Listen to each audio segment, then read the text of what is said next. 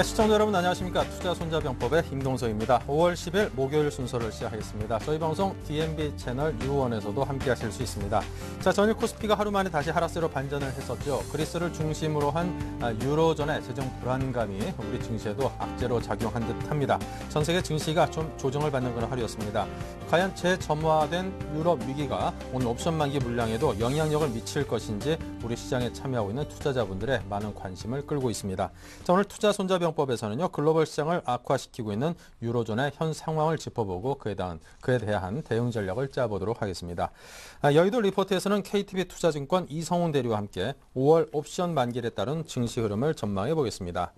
네, 이어서 오늘장 키워드 유럽과 미국, 중국발 악재들이 향후 코스피에 과연 어떤 영향을 미칠지 짚어보고요. 최근 수익률 게임을 본격화하고 있는 기관들의 매수 집중 종목 살펴봅니다. 네, 본격적으로 1부 순서 시작을 하겠습니다. 먼저 강정원 전문가 연결해서 오늘장 시초가를 잡아라 시작하겠습니다. 안녕하십니까? 네, 안녕하세요. 네, 국내 전일장 뉴욕 증시 상황이 좀 녹록치 않았습니다. 정리 부탁드립니다. 네, 역시 녹록치 않은 그런 모습을 보이고 있습니다. 어제 국내 시장은 외국인과 기관, 동반 매도세에 가는 하루 만에 1,550포인트까지 밀려나는 그런 모습을 보였습니다. 그리스와 프랑스를 중심으로 한 정부란이 지속되고 있는 그런 모습을 좀 보여주고 있고요.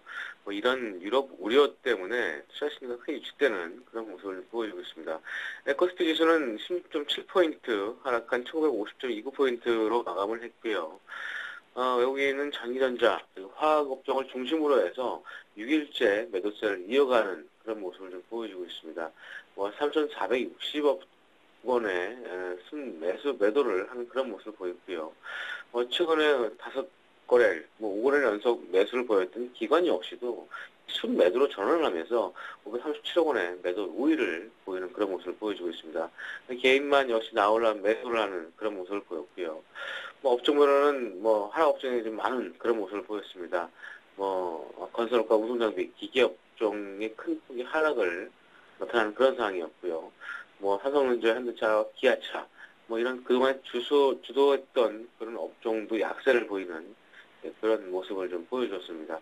전적으로 지금 외국인들, 코스닥 역시도, 다시 한번 하락 전환하는 그런 모습을 보였고요. 전체적으로 코스닥 기관이 나흘 연속 순매수를 한 모습이 좀 특징적이었다고 보실 수 있겠는데, 무선 충전 관련주가 큰 폭으로 상승하는 모습을 좀 보였고요. 외국인 매수와 기관 수급적인 부분을 좀 살펴보면 코스닥에서는 외국인은 SK 하이닉스, 현대중공업, 기아차, 현대제철, SK 이노베이션 순매수하는 그런 모습을 보였고요.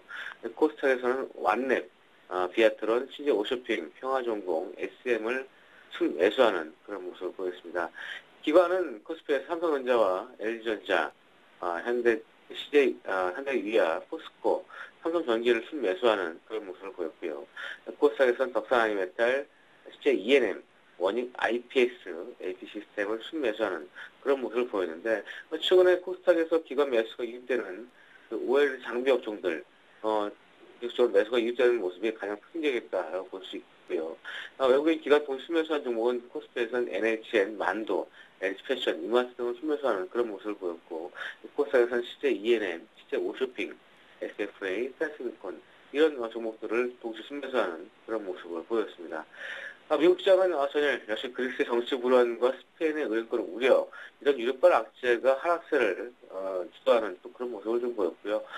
주식시장도 뉴욕 지수 그리스의 정치적 불확실성 때문에 어제 이어서 오늘도 하락세를 보이는 그런 모습을 보였습니다. 다우존스는 97포인트 하락한 12,835.06포인트에 마감을 했고요. 역시 6일 연속 하락하는 그런 모습을 보였습니다. S&P 500지수도 9포인트 하락한 1,354.58포인트에 하락을 했고, 나스닥 지수 역시도 0.35포인트 하락한 2,934.7포인트로 마감을 했습니다. 6월 초에 그리스의 총 인체 총선이 불가피할 그런 모습을 좀 전망을 하면서 미국 시장 역시도 그냥 하락하는 모습을 보였고요. 그리스가 EU와 이런 IMF 이런 지원금을 받지 못할 수 있다는 우려 때문에 주요 지수가 큰 폭의 하락세를 보였습니다만 지원금이 제대로 예정대로 집행된 것이라는 그런 소식 때문에 나쁘고 줄이는 그런 모습을 보였습니다. 이런 부분 때문에 미국 시장 역시 어저께 큰 폭의 하락과 반등이 나타나는 그런 모습을 보여서 오늘 오신 만기일과 더불어서 국내 시장도 어떤 모습을 보일지 모르겠습니다. 일단 부정적인 그런 상황이 좀 나타났다 이렇게 보시면 되겠습니다. 네, 자 어제는 LMS 말씀하셨는데요. 어땠습니까? 어제 장 상황에 따라서 좀 만만치 않았을 것 같은데요. 제가 어제 LMS 시초가 공략주로 제시했습니다. 시초가 대비해서 지금 3.89포인트. 어제 시초가 보합권에 출발했다가 어제 종가 기준 3.8포인트 마이너스로 좀 끝났습니다. LMS 2, 4분기 실적은 부진했습니다만 2, 4분기부터 신제품 효과가 좀 본격적으로 나타날 것으로 전망되고 있는 상황이고요. AM 월드 수익진출 모멘텀이 좀 있는 모습입니다. 전적으로 올해 예상 실적은 긍정적인 어떤 그런 모습을 제시하고 있는 상황이고, 저점 밸류에이션 2만 원대까지는 볼 수 있는 그런 밸류에이션 매력이 있는 종목이라서 최근에 바닥권을 좀 찍는 모습을 좀 보여주고 있는 그런 상황입니다. 개혁적으로 보유를 일단 제시해드리겠고요. 제가 제시한 순저가 13,000원만 하지 않는다면 저가에서 가능한 그런 종목으로 제시하도록 하겠습니다. 네, 자 오늘장 관심 종목 어떤 종목 선정하셨습니까? 네, 제가 최근에 추천했던 종목인데요. 한국콜마를 다시 한번 오늘 주가 공략주로 제시하도록 하겠습니다. 한국콜마는 그 화장품과 의약품 이런 그 주문자 표시와 제조 판매, OEM과 ODM 관련 업종이라고 보시면 되겠고요. 유한 킴벌리에 납품되는 기초와 그 색조 화장품이 49%를 차지하고 있고, 기타 이제 화장품 관련 그 ODM과 OEM 이 관련 부분이 50%를 채우고 있다라고 보시면 되겠습니다. 자, 투자 포인트는 4가지 두시는데요. 첫 번째는 그 제업체 인수로 인한 기업 갈판을 둘 수 있습니다.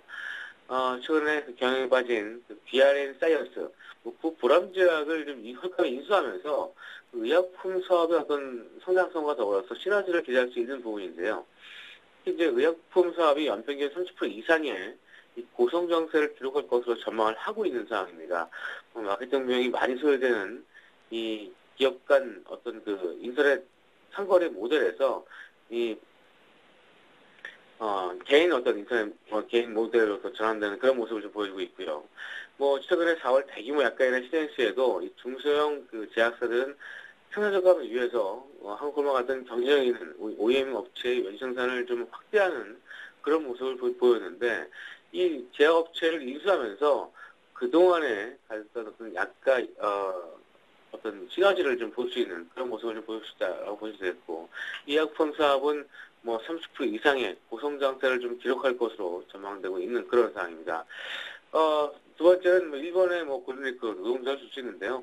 전체적으로 5월달 일본과 중국 이런 그 관광객 수요가 좀 증가하는 그런 모습을 보였습니다. 한국콜마 독점하는 웅진 코웨이의 그 빠른 상승세를 보이고 있는 그런 상황이고요. 4월부터 중국도 소수준을 유도하면서 전적으로 그 한국콜마의 화장품 업종에 대한 수혜가 될 수 있는 그런 모습을 보시면 되겠고요. 세 번째는 그 OBM, 이 제조업자 브랜드 생산 방식의 수혜를 줄 수 있는데요. 자체 개발한 그 델 코스모 브랜드, 이런 화장품, 기초 화장품 그 브랜드 수를 통해서 이 ODM과 OEM이 아닌 그 직접 한국만의 브랜드를 붙인 이런 화장품을 생산하고 있는 그런 모습을 좀 보여주고 있습니다. 최근에 대형마트, 홈쇼핑 이런 다양한 유통망을 통해서 공급할 기회로 알려져 있고요. 이 B2C 기업으로서의 어떤 성장에 따라서 이 로열티와 외형 성장 이런 부분이 좀 기대할 수 있는 그런 모습이고요. 마지막은 실적 오전과 저평가 만들 수 있는데요. 올해 순이익은 20% 이상, 영업이익도 10% 이상 증가할 것으로 전망하고 있습니다. 현주가 PER 13배 정도 수준인데, 화장품 업종 평균 PER이 20배가 넘는 상황입니다. 충분히 저평가 멘트가 있는 그런 종목이라고 말씀드리겠고요. 올해 저점 밸류에이션은 13,000원대까지 보고 있는 그런 상황입니다. 4월달 이후에 기관 역시도 순매수를 좀 기록하는 그런 모습을 좀 보여주고 있어서 이런 부분을 역시 투자 포인트로 제시하도록 하겠습니다. 네, 자 가격대에 대해서 최종적으로 정리해 주십시오. 네, 매수가는 한국콜마 오늘 시초가를 제시해드리겠고요. 최근에 주가 흐름도 괜찮은 모습을 좀 보여줬습니다. 주가 공략수로 제시해드리겠고, 목표가는 10,000원까지 봐드리겠고요. 순저가는 8,800원만 하지 않는다면 10,000원대까지는 충분히 가능한 그런 종목으로 제시하도록 하겠습니다. 네, 자 지금까지 강정헌 전문가와 함께 오늘장 관심 종목까지 들어봤습니다. 감사합니다. 네, 고맙습니다.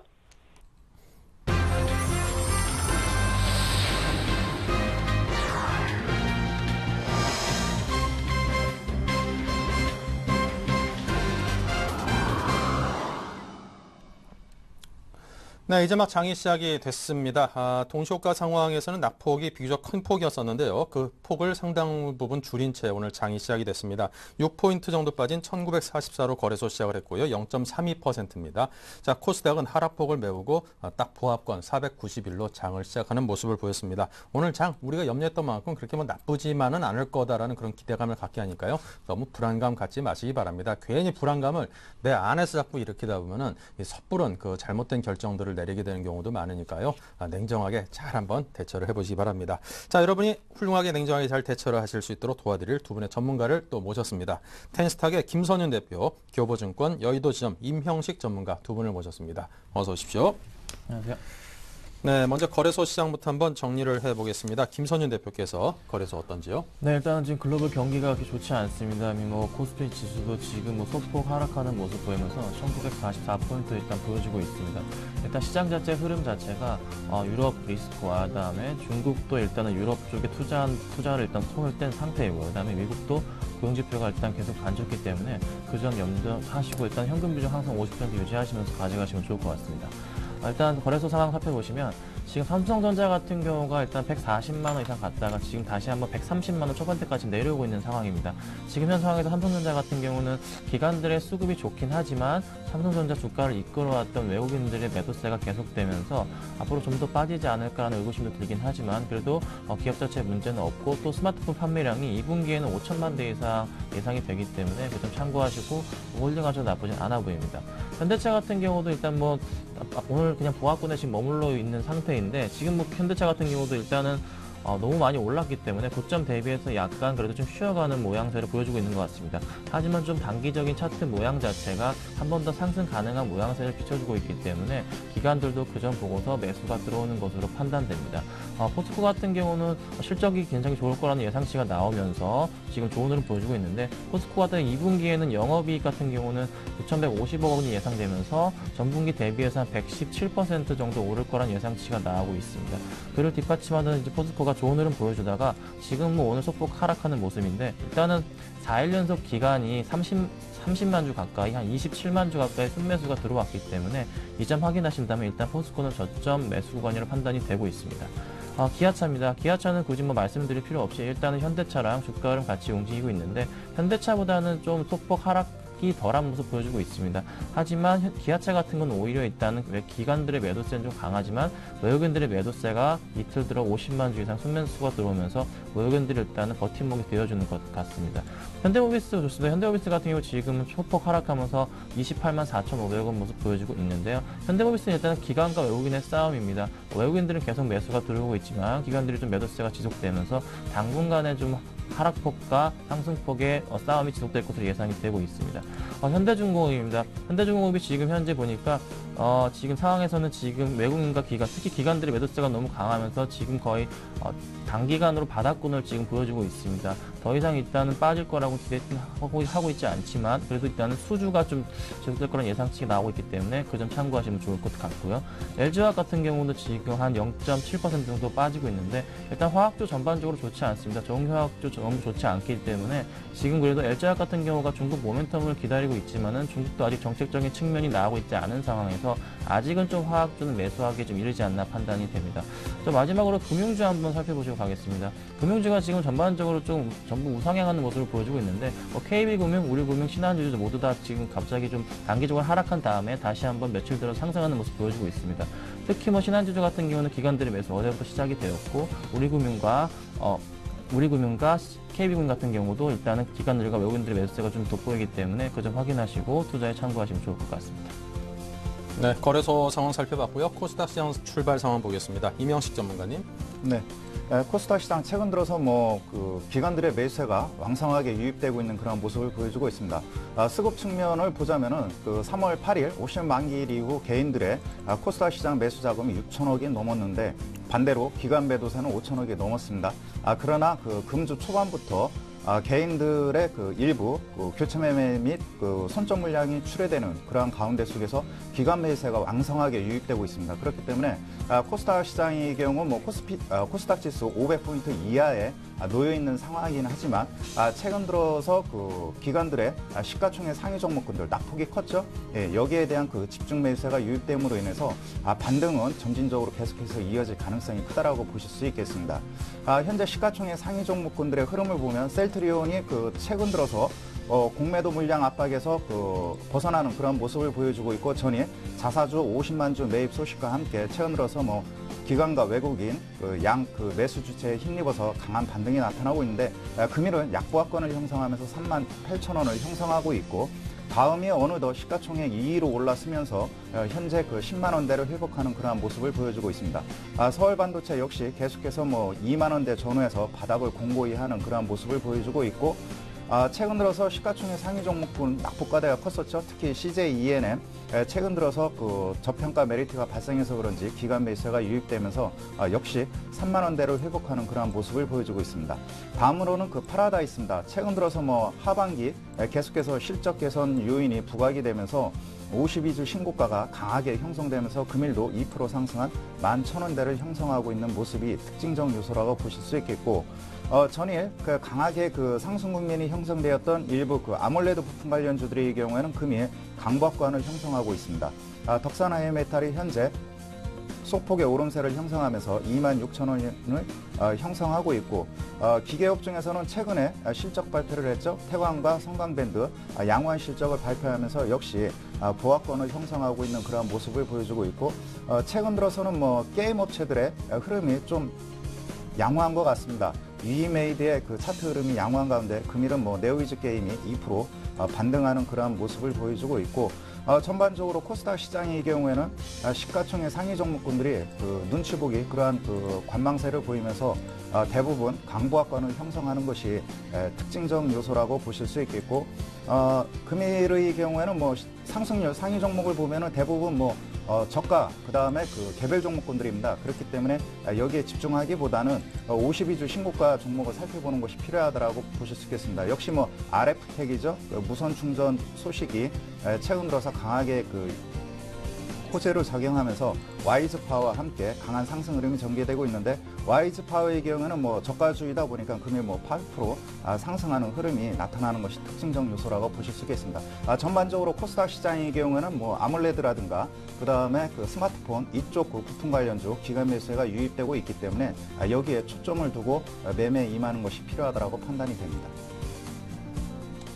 네, 자, 양시장의 흐름 짚어봤고요. 계속해서 외환과 채권 시장입니다. 한양증권 리서치센터 전용서영 연구원입니다. 안녕하십니까? 네, 안녕하세요. 네, 먼저 외환 시장이 어떻습니까? 네, 오늘 달러 환율 또다시 상승하면서 3일 연속 갭 상승하는 흐름을 보여주고 있습니다. 오늘 달러 환율 전일 대비 4원 10전 상승한 1144원 50전에 거래가 시작되고 있는 모습입니다. 그리스 불안이 지속이 되고 있습니다. 물론 이제 EFSF에서 지원금을 지급하겠다라고 발표를 하면서 낙폭은 조금 축소되는 그런 모습을 보였는데요. 그럼에도 불구하고 다우지수 계속해서 하락하면서 어제도 100포인트 가까이 하락하는 그런 모습을 보였습니다.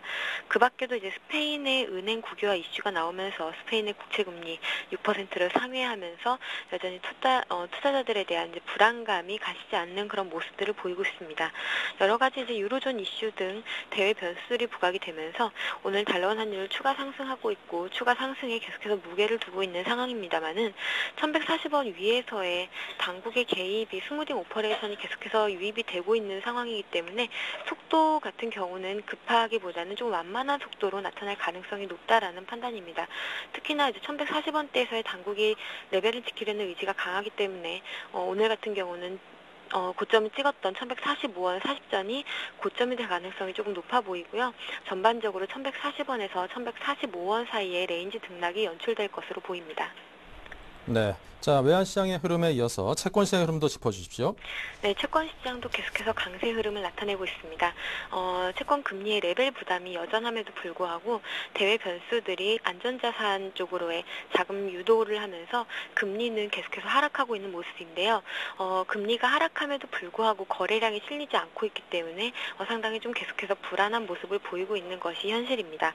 오늘 금통위가 예정이 되어 있는데요. 기준금리는 동결될 것으로 전망이 되고 있고 계속해서 큰 이슈는 되지 못할 것으로 보입니다. 우리가 주목해야 될 포인트는 외국인이 국채 선물을 계속 사들이고 있는데요. 누적 순매수가 10만 계약을 상회하면서 아무래도 추가 매수 여력에 대한 확인이 좀 필요할 것으로 보입니다. 외국인이 고점은 12만 계약 정도로 사실 2만 계약 정도 순매수는 하루 만에도 나타날 수 있기 때문에 추가 매수 여력에 조금 더 관심을 집중시킬 필요가 있어 보입니다. 네, 자 지금까지 한양증권의 전소영 연구원이었습니다. 감사합니다. 네, 감사합니다. 네, 자 이어서 선물 동향을 살펴보겠습니다. IBK 투자증권의 김남천 대리 전화로 만나봅니다. 안녕하세요. 안녕하십니까. 네, 현재 선물시장 동향 그리고 오늘 옵션 만기일인데요. 그 예상 흐름 전망해 주시죠. 네, 금일 최근월 주식 선물은 0.44% 하락한 258.30 약세 출발하여 약간 하락폭을 더 늘리고 있는 중인데요. 우선 이번 5월 옵션 만기는 제한적인 매수 우위를 전망합니다.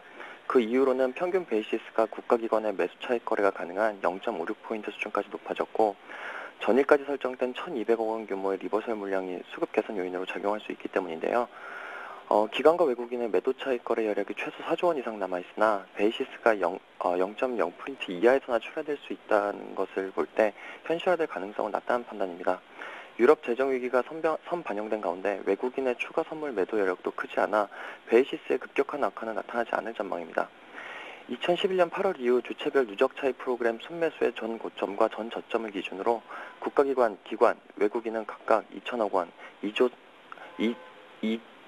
4천억 원, 3조 원 매도 차익 거래 여력과 6천억 원, 4,500억 원, 7천억 원의 매수 차익 여력이 남아있는 것으로 추정되는데요. 이를 합하면 매도 가능 물량은 5조 6천억 원, 매수 가능 물량은 1조 4천억 원으로 매물 부담이 더 높은 상황입니다. 다만 기관과 외국인의 매도 차익 거래는 베이시스 0.0포인트 이하에서나 출회될 수 있고 매물 부담이 현실화될 가능성은 낮다고 보고 있습니다. 베이시스와 리버설 조건에 따른 차익 거래 규모를 살펴보면 베이시스 0.9포인트 이상 또는 리버설 조건 0.8포인트 이상에서는 약 3천억 원 이상의 차익 프로그램 순매수가 유입될 것으로 보여지고요. 베이시스 0.0에서 0.9포인트 사이에서는 옵션 만기 영향이 제한적일 것으로 추정됩니다. 베이시스 0.0포인트 이하 또는 컨버전 조건 마이너스 0.1포인트 이하에서는 기관과 외국인을 중심으로 한 약 3천억 원 이상의 매도 프로그램 물량이 출하될 수 있어 주의가 필요해 보입니다. 전일까지 설정된 옵션 연계 차익 거래 포지션은 약 1,200억 원 규모의 국가기관 리버설 물량이 있고요. 대부분 리버설 조건이 0.5포인트 이상에 설정된 물량으로 장중 리버설 조건이 0.3포인트 이상을 유지한다면 장 마감 동시효과 때 현물 매수 요인으로 0.3포인트 이하로 하락한다면 장중 청산되면서 선물 매수 요인으로 작용할 가능성이 높아 보입니다. 규모는 크지 않으나 금일 수급 개선 요인 중에 하나로 볼 수 있는 이유 중에 하나라고 볼 수 있고요. 기관과 외국인은 옵션 포지션 중에서 뚜렷한 차익 거래 연계 포지션은 관찰되고 있지 않습니다. 다만 이번 주 외국인 차익 거래가 1,800억 원 순매도한 점은 국가 지자체가 1천억 원을 넘게 순매수한 것과 대치되는 부분으로 그만큼 외국인의 차익 매도 욕구가 강한 것으로 해석될 수 있는 부분이긴 한데요. 만약 뚜렷한 선물 약세로 베이시스가 백어데이션으로 전환한다면 순간적인 차익 청산 매물이 크게 나올 가능성은 염두에 두셔야 될 것으로 보입니다. 전일 글로벌 장세의 영향은 받겠지만 하락은 제한적일 것으로 예상되고요. 금일의 선물 레인지 257에서 260 예상합니다. 네, 자 지금까지 IBK 투자증권 김남천 대리와 함께 선물시장 동향 살펴봤습니다. 감사합니다. 감사합니다. 네, 자 여의도 리포트의 김보람 아나운서 계속해서 연결합니다. 네, 안녕하세요. 여의도 리포트의 김보람입니다. 오늘은 5월 옵션 만기일인데요. 최근 시장 분위기도 좋지 않은데 오늘은 변동성 우려까지 겹쳐지고 있습니다. 그렇다면 각 증권사들은 어떠한 리포트 내용을 내놓고 있는지 지금 바로 정리해 보겠습니다. 먼저 우리투자증권입니다. 변동성 확대 국면, 기관 매매 패턴에 주목하자라고 하고요. 신한금융투자는 5월 옵션 만기 매도 우위를 매수 기회로라고 정리했는데요. 동양증권은 120일 이동평균선 도달의 의미에 대해 얘기하고요. 삼성증권은 중형주의 이유 있는 몰락과 기술적 반등 가능성에 대해 설명합니다. 마지막으로 KTB투자증권은 5월 옵션 만기 전망, 매물 부담은 제한적이라고 전망하고 있습니다. 이 가운데 우리투자증권부터 자세하게 살펴보겠습니다. 지수는 단기 변동성 확대 국면 속에서 중요 지지선인 1930선에서 40선에 진입하고 있습니다. 한편 최근 변동성 확대 국면에서 눈에 띄는 부분이 바로 국내 기관의 매매 패턴인데요. 최근 매수 주체로 전환하는 조짐을 보이고 있기 때문입니다. 따라서 기관의 업종 종목별 매매 패턴을 고려해서 반도체, 하드웨어, 의류, 내구 소비재, 보험 등으로 집중할 것을 권고했습니다. 이어서 신한금융투자입니다. 5월 옵션 만기일 프로그램 매매는 매도 우위가 예상된다고 봤는데요. 베이시스 0.2포인트 이하는 국가, 0.0포인트 이하는 외국인들의 차익거래 매도 구간으로 지지 여부에 주목해야 하며 단기 충격 시에는 저점 매수 기회로 활용하자고 권고했습니다. 다만 주요 글로벌 증시가 조정 양상을 보이고 있는 가운데 외국인들의 현물 매도가 지속된다면 앞으로의 방향성도 부정적일 수 있음을 지적했습니다. 동양증권입니다. 코스피 추가 조정이 가능하지만 1925포인트 수준의 중요한 지지대가 중첩돼 있어 단기 조정 가능폭은 제한적이라고 전망했는데요. 대외적으로 유로존 리스크가 부각된 상황이기 때문에 단기적인 관점에서의 대응이 바람직하다고 평가했습니다. 관심 업종으로는 전기전자, 보험 업종을 꼽았습니다. 이어서 삼성증권입니다. 그리스 불확실성이 증폭되며 주식시장은 약세를 지속하고 있는데요. 하지만 기업들도 장기간 지속된 재정위기로 유동성을 확보했기 때문에 그리스 위기가 이전처럼 금융시장에 직격탄을 날리지는 못하는 것으로 분석했습니다. 따라서 낙폭 과대 종목들의 기술적인 반등도 노릴 수 있는 시점이라고 봤는데요. 그 가운데 핸드셋 부품, 아몰레드 소재, 장비 업종 등이 유효하다고 판단했습니다. 네, 마지막 KTB 투자증권 리포트 내용은 이성웅 대리 전화 연결해서 보다 자세하게 들어보도록 하겠습니다. 안녕하세요. 네, 안녕하십니까? 네, 5월 옵션 만기일 전망, 매물 부담은 제한적이라고 보시고 계시네요. 네, 순차익 잔고를 보더라도 감소폭은 그래도 좀 컸던 부분 좀 있어서 오늘 같은 경우 매물 부담은 좀 적을 것으로 판단되고 있습니다. 순차익 잔고는 어제까지만 하더라도 1조 1,453억 정도로 돼서 3월이나 4월의 만기 대비해서는 이 순차익 잔고는 감소한 수치라고 볼 수 있겠고요. 하지만은 매도 우위가 약간 좀 예상되는 건 맞다라고 볼 수 있겠습니다. 그렇기 때문에 너무 크게 안도를 하면서 매매를 할 필요는 없다라고 생각이 들고요. 그렇기 때문에 제가 봤을 때도 오늘 같은 경우에 강한 매수 전략을 하는 것보다는 오히려 전통적으로 그냥 옵션 만기일 때 관망하는 분위기에서 종목들을 계속적으로 개별 종목들로 본다는 그런 관점이 가장 유효하다라고 볼 수 있겠습니다. 아무튼 순차익 잔고보다는 3월이나 4월보다는 좀 안심하면서 하셔도 될 거라는 생각이 좀 들고요. 그렇기 때문에 강한 좀 단기 트레이딩 전략을 어떻게 보면 오늘 정도는 좀 갖고 가시는 게 좋지 않을까라는 생각이 좀 들고 있습니다. 하지만 어제 같은 경우에 그리스의 그러한 연립정부의 구성 실패가 좀 나와주면서 베이시스에 대한 부담은 여전히 있다라고 판단되고요. 그렇기 때문에 제가 봤을 때는 약간은 예상 시나리오는 어떻게 보면은 그 순차익 잔고 감소에 의한 큰 영향은 없을 거라고 판단되지만 하지만 대외 증시 환경이나 이런 부분이 오히려 외국인 차익 잔고 청산 가능성에 영향을 줄 가능성이 크다라고 볼 수 있겠습니다. 그렇기 때문에 지금 순차익 잔고로 보는 것보다는 그러한 좀 불안한 대외 증시 환경으로 인한 그러한 포인트를 좀 계속적으로 잡는 것이 좀 좋지 않을까라는 생각이 좀 들고요. 지금 현재 수급 같은 경우에도 외국인과 기관이 동반 매도를 좀 유지해주면서 코스피 지수 같은 경우에 좀 하락세를 보여주고 있습니다. 말씀드렸다시피 큰 매매라는 것보다는 차분하게 관망하는 자세가 좀 좋지 않을까라는 생각이 들고요. 다만 어제 같은 경우에 외국인과 기관이 양매수되는, 지금 현재 같은 경우는 양매수되는 그런 업종 쪽으로 해서 좀 관심을 좀 가지면서 섬유복이나 이러한 업종들로 외국인과 기관들이 양매수하는 그런 업종들을 좀 관심 있게 보는 게 좋지 않을까라는 생각이 듭니다.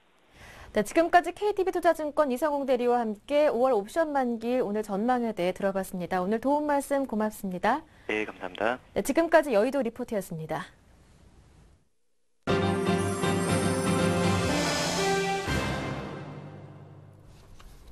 네, 최병원 셀플러스 전문위원을 연결해 보겠습니다. 안녕하십니까? 네, 안녕하세요. 네, 먼저 현재 장 상황부터 살펴봐야 될 텐데요. 여전히 코스닥은 좀 탄탄한 모습을 보이는 반면에 코스피는 10포인트 정도 빠져 있습니다. 현재 상황 정리해 주십시오. 예, 거래소 같은 경우에 지금 오늘 시장이 반등 포인트를 좀 잡아줘야 되는 타이밍에서 다시 한번 깨고 내려가는 형태로 진행을 하고, 그것이 만기일과 겹치는 상황이 돼버렸기 때문에 아마 추가적인 하락이 있을 가능성이 상당히 높습니다. 따라서 지금 현재로서는 오늘 같은 경우에 거래소 시장에 대해서는 적극적인 공략보다는 최대한 좀 현금 확보를 하면서 좀 소극적인 대응을 가시는 게 좋겠고요. 특히 만기일이 겹쳐지는 만큼 불확실성이 큰 상태입니다.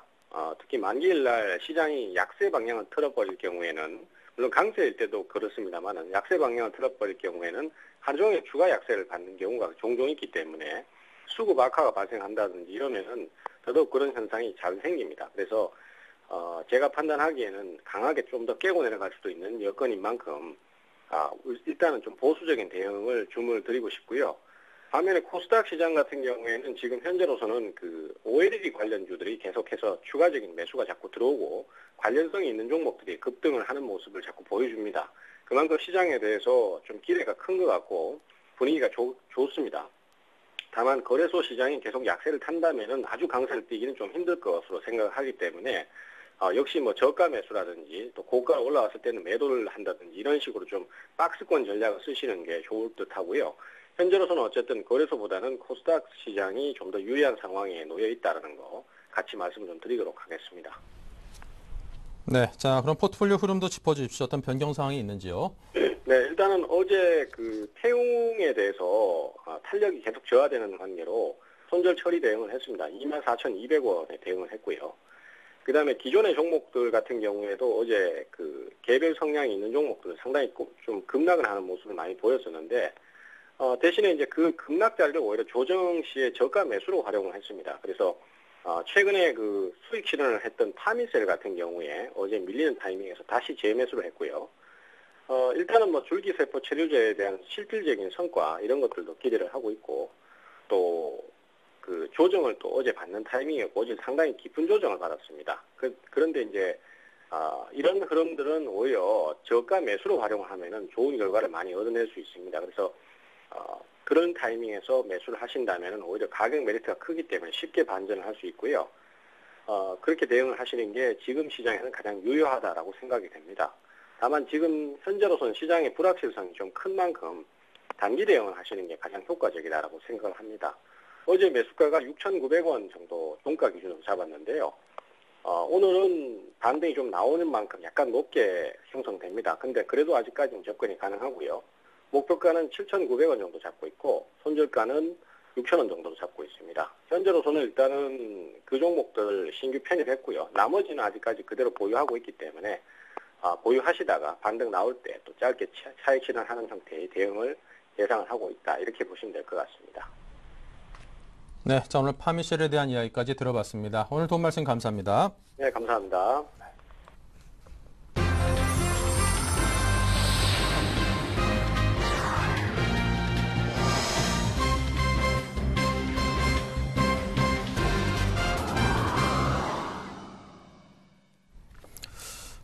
네, 자 본격적으로 오늘장 투자 전략을 짜봐야죠. 먼저 김선윤 대표께 오늘장 키워드는 과연 무엇인지 듣겠습니다.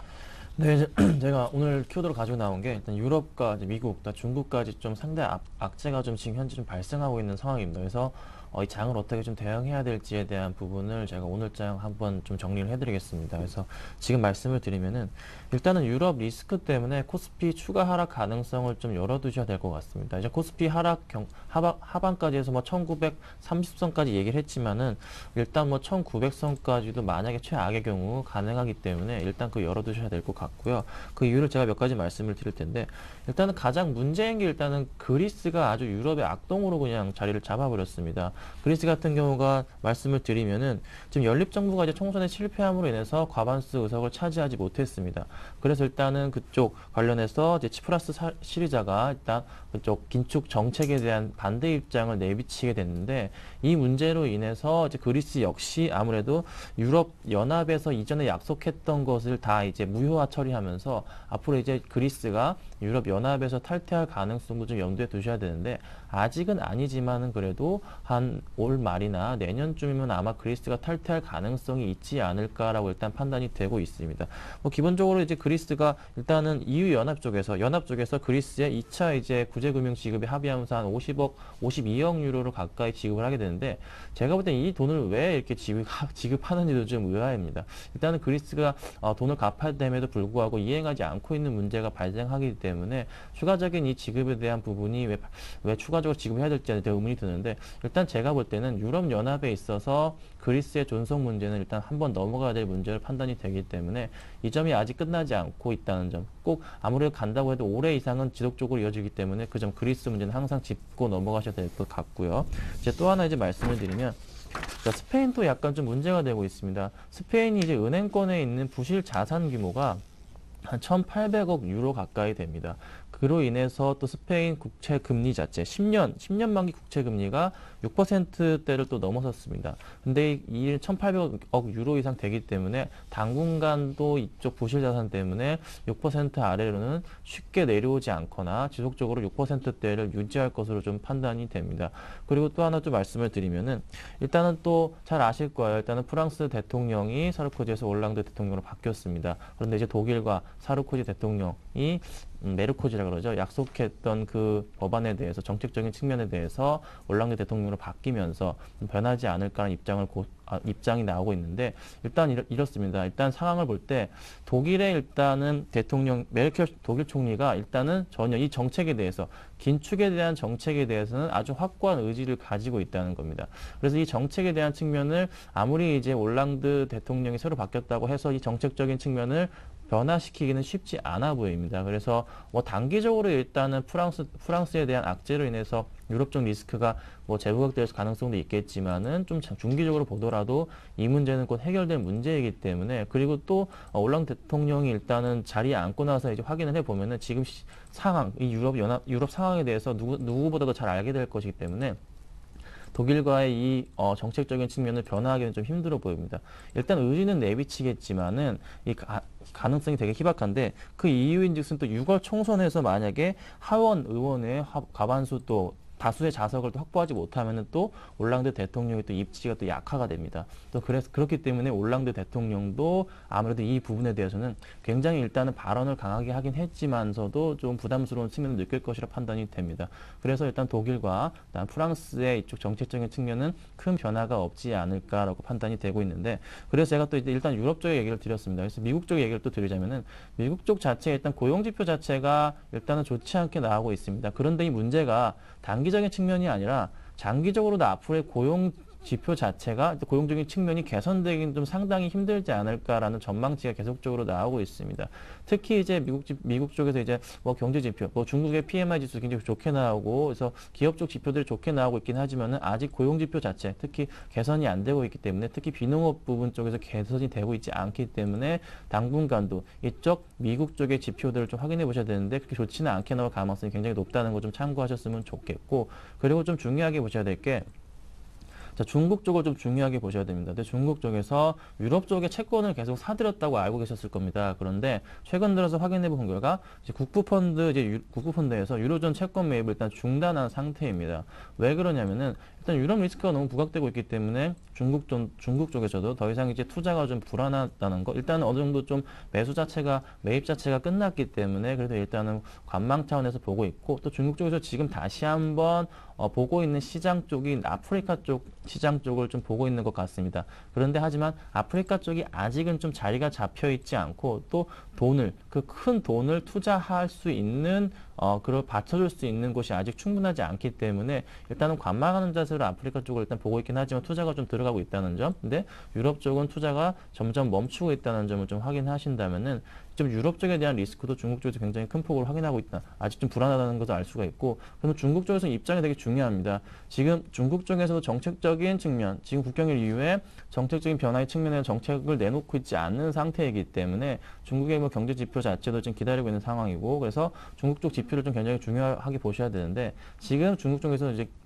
긴축 정책에 대한 완화, 아니면 또 중국 쪽에서 이제 새로운 정책적인 측면을 내놓음으로 인해서 미국과 유럽에서의 이제 새로운 방향성에 대한, 또 중국 쪽의 정책에 따라서 미국과 당연히 유럽 시장도 지표가 또 바뀌게 됩니다. 그래서 그 점을 좀 확인하시고 투자하셔야 됩니다. 그래서 지금 상황을 보시면 유럽 쪽의 리스크는 너무 크게 지금 많이 부각되어 있지만은 너무 자주 와닿기 때문에 저희가 좀 인지하지 못하는 경향이 있습니다. 특히 이제 유럽 쪽의 시장을 보면은 뭐 열차가 지속적으로 아주 천천히 좀 탈선하는 그런 경향을 좀 보이는 것 같고, 또 하나 좀 마약과 같다고 좀 말씀을 드릴 수가 있는데, 어쩌면 계속 좀 유럽 쪽 리스크가 보이면서 계속 하락하는 모습을 보이지만, 근데 계속 지금 조금씩 좋은 이슈가 나오면서 뭐 매도를 못하게 한다고 할까요? 이런 모습을 경향을 보여주고 있기 때문에 앞으로 오늘 같은 시장 상황도 그 영향으로 좀 움직이지 않을까 판단이 됩니다. 특히 이제 오늘 옵션 만기이기 하지만은 큰 영향은 없을 것이라 판단이 되는 만큼 오늘 투자에 참고하시면 좋겠습니다.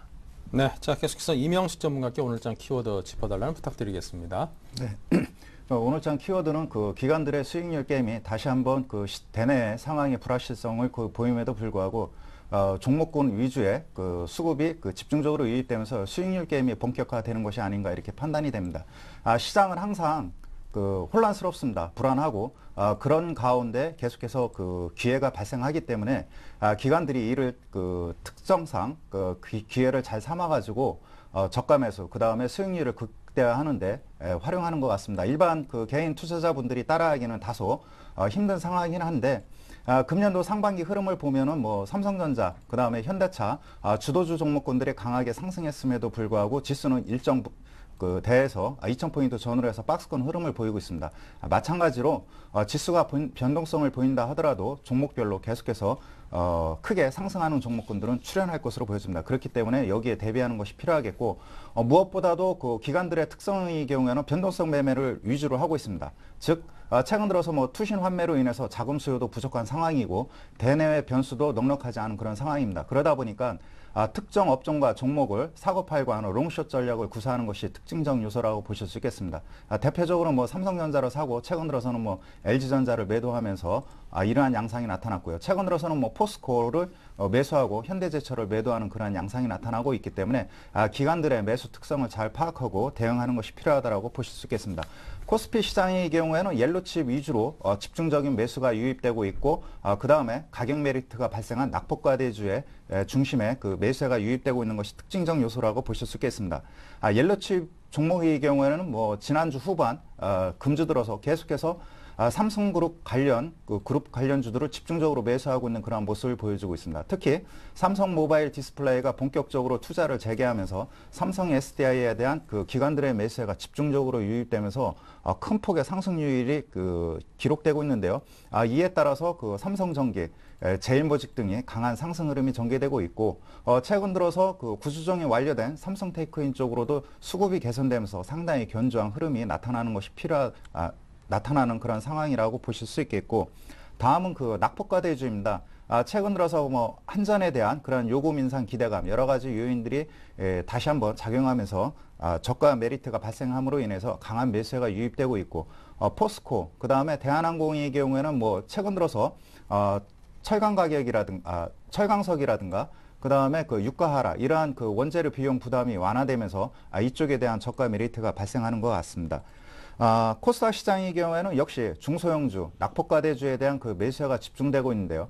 특히 그 코스닥 시장의 그 중소형 관련주의 경우에는 역시 삼성전자 후광 효과를 받고 있는 아몰레드, 그 다음에 갤럭시 S3와 출시와 관련된 그 부품 관련주들의 상승 흐름이 집중적으로 유입되고 있는 것이 그 특징적이라고 보실 수 있겠습니다.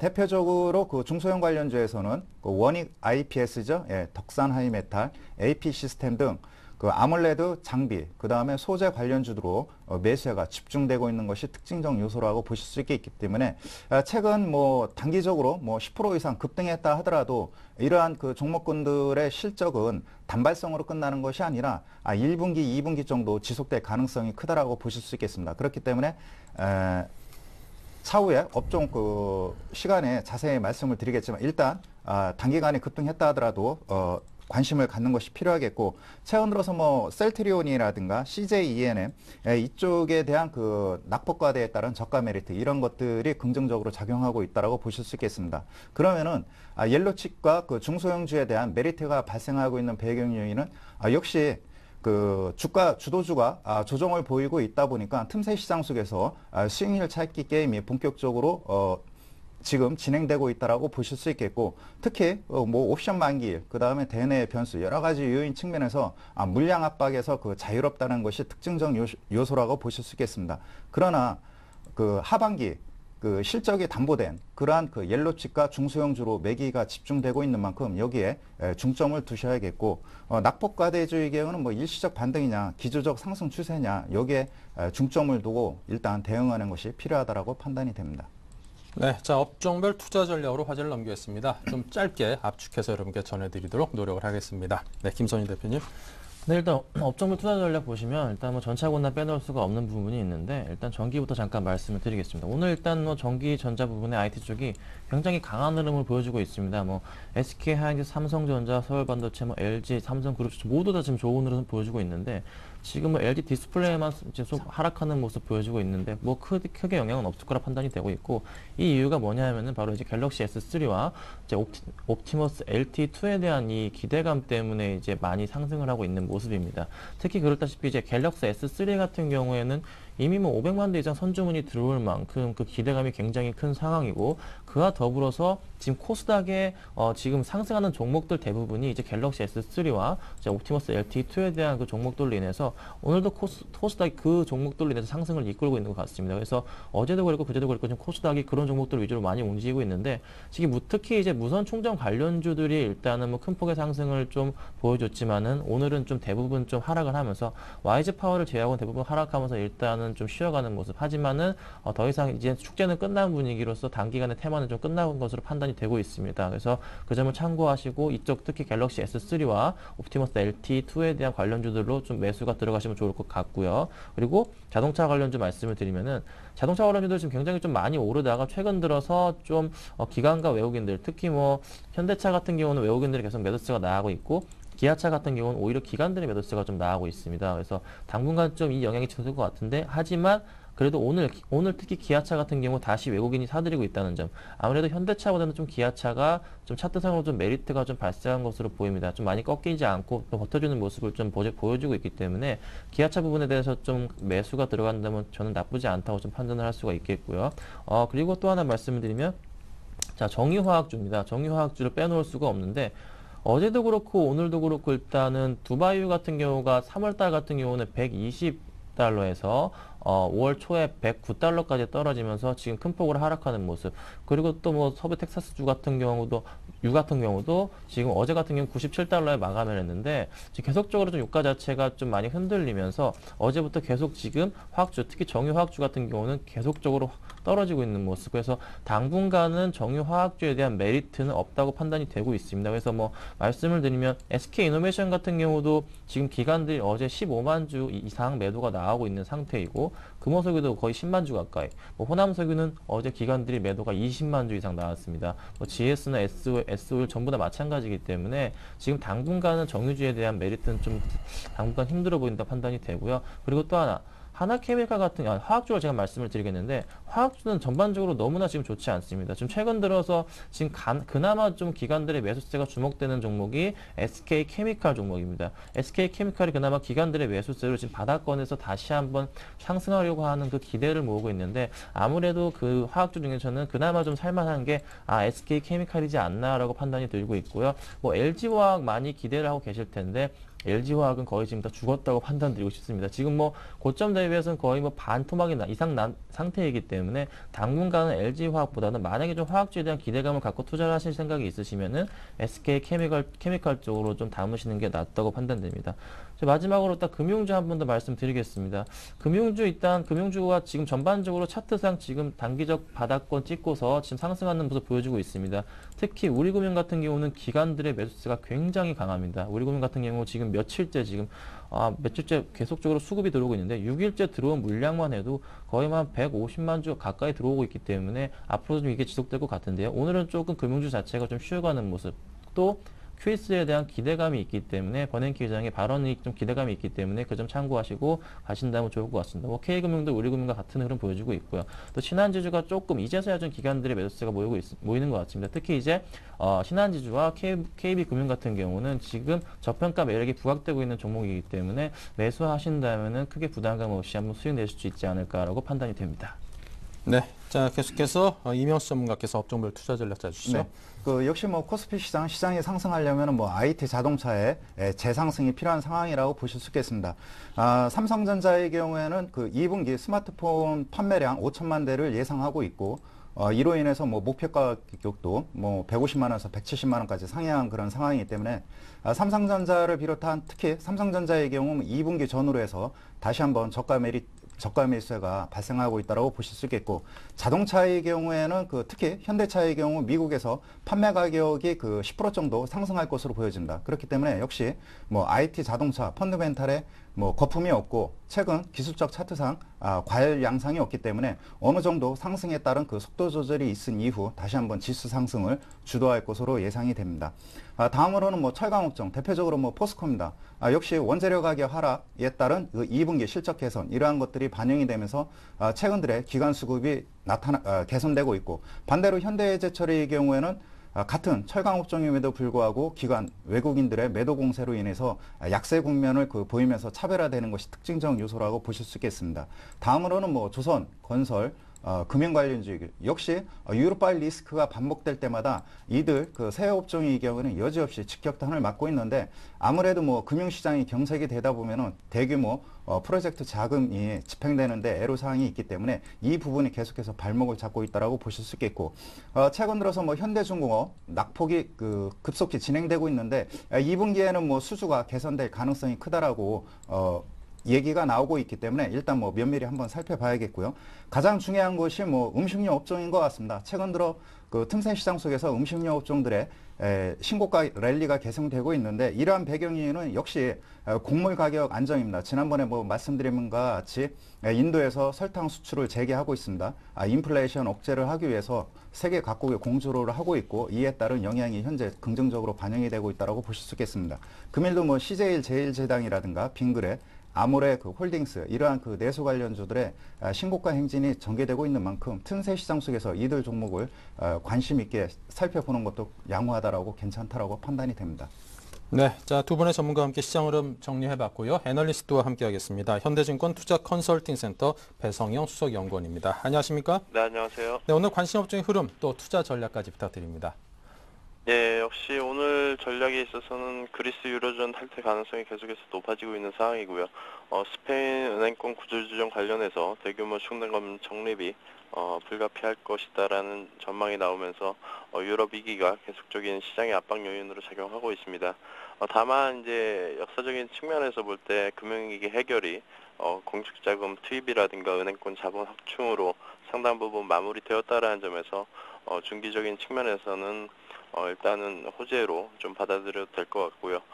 단기적인 측면에서는 역시 이제 미국과 유럽의 그런 모멘텀 공백 속에서 최근 200일선을 넘기면서 경기 회복 기대를 높였던 중국도 어제 중국 10월 당대회 연기 가능성이 부각이 되면서 중국 관련 섹터들이 상당히 좀 주가가 급락 강세가 보이고 있습니다.